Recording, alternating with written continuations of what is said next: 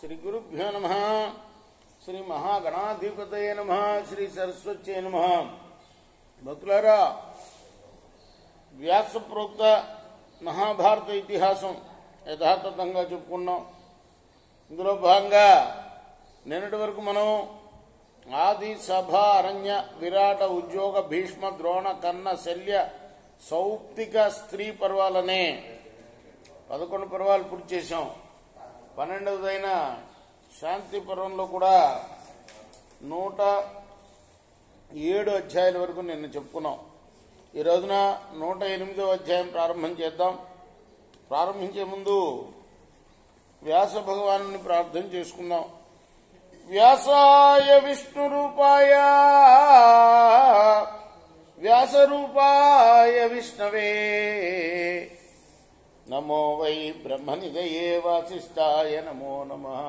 నారాయణం నమస్కృత్య నరం చైవ నరోత్తమం దేవీం సరస్వతిం వ్యాసం తతో జయముదీరయేత్.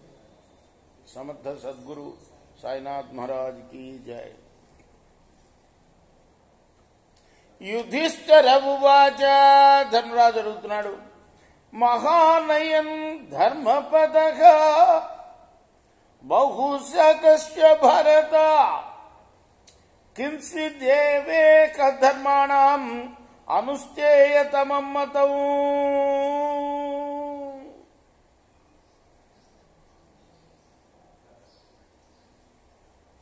మహానుభావ, ఈ ధర్మ పదం అనేది చాలా విశిష్టమైనది.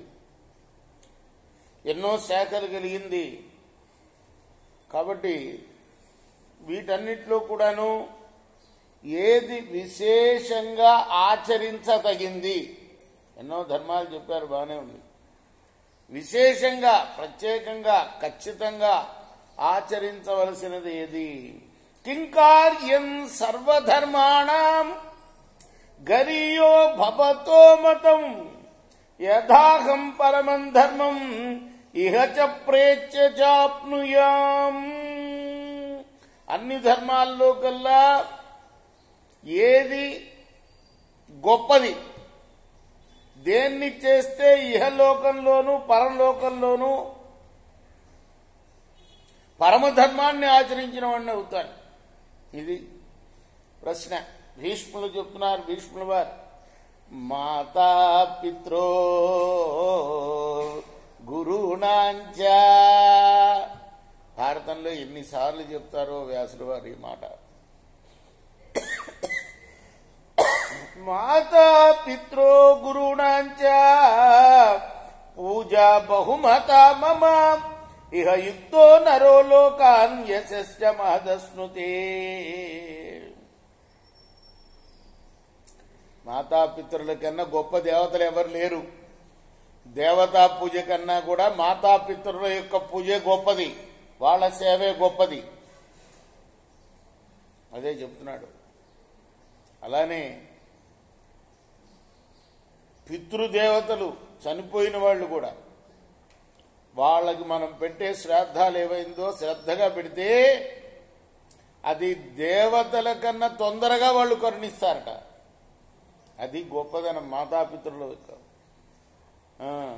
అలానే గురువును పూజించడం. ఈ 3 గొప్ప పనులు. మాతృదేవో భవ, పితృదేవో భవ, ఆచార్య దేవో భవ, అతిథి దేవో భవ. మన ధర్మం అది.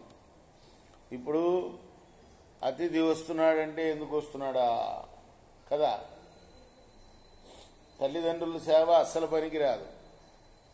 ఉద్యోగాలంటూ ఊరి మీద పట్టడం, తల్లిదండ్రుల్ని ఏ అనాథ శరణాలయంలోనో చేర్చడం, లేకపోతే ఏవో ఉన్నాయి కదా, ఇప్పుడు వచ్చినాయి కదా, ఏమిటవి వీళ్ళని చూసేవి, ఓల్డ్ ఏజ్ హోమ్, వాటిల్లో చేర్చడం కదా. ఎన్ని చోట్ల చెప్పాడో భారతంలో అసలు ఈ మాట. ఈ లోకంలో ఏ మానవుడైతే మాతాపితృల సేవ, గురువు సేవకి కట్టుబడి ఉంటాడో వాడు ఇహలోకంలో కీర్తిని పొందుతాడు, పరలోకంలో ఉన్నత లోకాలని పొందుతాడు. యచ్చతేభ్యమజానీయు యచ్చతేభ్యనుజానీయు కర్మతాత సుపూజిత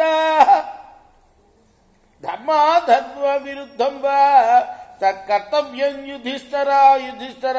ధర్మరాజా, తల్లిదండ్రులు చక్కగా పూజింపబడితే అదే గురువు ఏ పనిని చేయమని ఆజ్ఞాపిస్తే అది ధర్మం అధర్మం అనకుండా చేయాలి. తల్లిదండ్రులు గాని గురువు గాని ఏది చెప్తే ఇది ధర్మమా ఇది అధర్మమా అని ఆచరించకుండా చేయాలని చెప్పేశాడు ఒకే మాట. నైరభ్యనుజ్ఞాత ధర్మమన్యన్ సమాచరే యచ్చతేభ్యనుజాయినీయు సధర్మ ఇది నిశ్చయ. వాళ్ళు ఏది ఆచరించారో అది తప్ప వేరు ధర్మాన్ని ఆచరించవలసిన అవసరం లేదు. వాళ్ళు ఆదేశించేదే ధర్మం. సంగతి తెలుసుకోవాలి. ఏతయేవ త్రయో లోక ఏతయేవాశ్రమాశ్రయ ఏతయేవ త్రయో వేద ఏతయేవ త్రయోగ్నయ. త్రేతాగ్నులంటే వీళ్ళ ముగ్గురేట, తల్లి తండ్రి గురువు. అలానే ముల్లోకాలన్నా వీరే, 3 ఆశ్రమాలన్నా వీరే, 3 వేదాలన్నా వీరే. చాలా మంది అనుకుంటారు 3 వేదాలు అని వస్తుంది, భగవద్గీతలో కూడా అదే చెప్పారు అని. 3 వేదాలే పూర్తివి, 4వ వేదం వాటిల్లోవే ఉంటాయి అందులో. అందుకోసం 3 వేదాలే. పితా వై గార్హపత్యోగ్ని మాతాగ్నిర్దక్షణ స్మృత గురురాహవర్యాస్తు సాగ్ని త్రేతాగరీయసి. ఆ అగ్నులు ఏమేంటో కూడా చెప్తున్నారు. తండ్రి గారేమో గార్హపత్యాగ్ని అయితే, తల్లి దక్షిణాగ్ని అయితే, గురువు గారు ఆహవనీయాగ్ని. లౌకికంగా చేసే మన ఈ త్రేతాగ్నుల కన్నా కూడాను ఈ త్రేతాగ్నియే అంటే వీళ్ళని పూజించడం అనేదే గొప్పది. త్రిస్వ ప్రమాజ్యన్నేతేషు త్రీన్లోకాంశ విజేష్యసి పితృవృత్యా త్విమం లోకం మాతృవృత్యా తథాపరం బ్రహ్మలోకం గురోర్భూత్వా నియమేన తరిష్యసి. ఈ ముగ్గురిని సేవించడంలో ఏమరపాటు లేకుండా ఉంటే, మన దత్త చరిత్రలో కూడా చెప్పుకుంటాం. గురువుగారు శిష్యుడు అడుగుతాడు, అయ్యా మీకు కుష్టు రోగం వచ్చింది కదా, అది నేను స్వీకరిస్తాను, మీరు చాలా బాధపడుతున్నారంటే అట్లా కాదు, నాకు పూర్వకర్మ ఫలం నేను అనుభవించాల్సిందేను అంటాడు. కాశీకి వెళ్తాడు, అక్కడ సేవ చేసుకుంటూ ఉంటాడు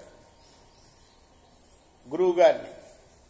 అయితే గురువుగారు ఎంతో ఆయన్ని ఇబ్బంది పెడతాడు శిష్యుణ్ణి. అయినా కూడా ఎన్ని తిట్టినా ఎంత కొట్టినా, అంటే బాధలో ఉండేవాళ్ళు అనేకం మాట్లాడుతూ ఉంటారు పెద్దవాళ్ళు కదా, అవన్నీ ఆశీర్వాదాలుగా భావించాలి కానీ అసహించుకోకూడదు. వాళ్ళని తిరిగి తిట్టకూడదు. కొంతమంది కొడతారు కూడా, తిరిగి ఇసిగిస్తున్నారు. చాలా చాలా తప్పు. అదే చెప్తున్నారు ఇక్కడ. వాళ్ళని ఏమరపాటు లేకుండా ఎప్పుడూ కూడాను సేవిస్తూ ఉండాలి శ్రద్ధతో. తండ్రిని సేవించడం వల్ల ఈ లోకాన్ని, తల్లిని ఆరాధించడం వల్ల పరలోకాన్ని, గురువును నియమంగా సేవించడం వల్ల అన్నిటికన్నా పైనుండే లోకం బ్రహ్మలోకం, ఆ లోకాన్ని తరించగలవు. సమ్యగేతేషు వర్తస్వ త్రిషు లోకేషు భారత యశః ప్రాప్స్యసి భద్రంతే ధర్మంచ సుమహత్ఫలం. మూడు లోకాల స్వరూపులైన వీరి పట్ల చక్కగా నడుచుకో ధర్మరాజా. భీష్ముడు చెప్తున్నాడు, కీర్తిని, క్షేమాన్ని, చక్కటి గొప్ప ఫలితాన్నిచ్చే ధర్మాన్ని పొందుతావు నువ్వు. నైతా నతిశయేజ్జాతు నాట్యస్యాన్న దుషయే నిత్యం పరిచరయేచ్చైవ తద్వై సుకృతముత్తమం కీర్తిం పుణ్యం యశో లోకాన్ ప్రాప్స్యసే రాజసత్తమా. ఓ రాజోత్తమా, ధర్మరాజా, వారి మాటల్ని, తల్లిదండ్రులు, గురువు యొక్క మాటల్ని ఎప్పుడు కూడా జబదాటకు. వారికంటే ముందుగా ఎన్నడూ భుజించకు, వారిని అన్నడు దూషించకు. నిత్యము పరిచర్యలు చెయ్యి. ఇదంతా ఆచరించాడు ఆయన. ఎవరి పట్ల? ఆయన తండ్రి ఎప్పుడో చనిపోయాడు, కానీ ధృతరాష్ట్ర మహారాజు పెద్ద తండ్రి ఉన్నాడు. పెద్ద తండ్రి, తండ్రి సమానమే కదా. ఆయనకి ఎన్ని సేవలు చేస్తాడు భారతంలో మనం చూస్తాం. అంత దుష్టాత్ముడైన, ఇండైరెక్ట్గా యుద్ధానికి ప్రోత్సహించిన కొడుకుని ఆయన్ని సేవ చేస్తాడు. అది ఇందాక చెప్పిన దానికి దృష్టాంతరం అన్నమాట. వాళ్ళు ఎంత విసుక్కున్నా, ఎంత కోపంగా ఉన్నా మన శ్రద్ధతో వాళ్ళ సేవ చేయాలన్నమాట. అది ఆచరించాడు ఈయన. నిత్యం పరిచర్యలు చేయి, అదే ఉత్తమమైన పుణ్యం. అందువల్ల కీర్తి, పుణ్యం, యశస్సు, ఉత్తమ లోకాలని పొందుతావు. రేపు మనం 12వ శ్లోకం నుండి కొనసాగిద్దాం. కృష్ణార్పణమస్తు. సాయి కృష్ణార్పణమస్తు. 30వ తారీఖు ఇవాళ. స్వస్తి ప్రజాభ్య పరిపాలయంతాం న్యాయేన మార్గేణ మహిమహీస్య గోబ్రాహ్మణేభ్య శుభమస్తు. నిత్యం లోకాః సమస్తాః సుఖినో భవంతు. కృష్ణార్పణమస్తు. సాయి కృష్ణ.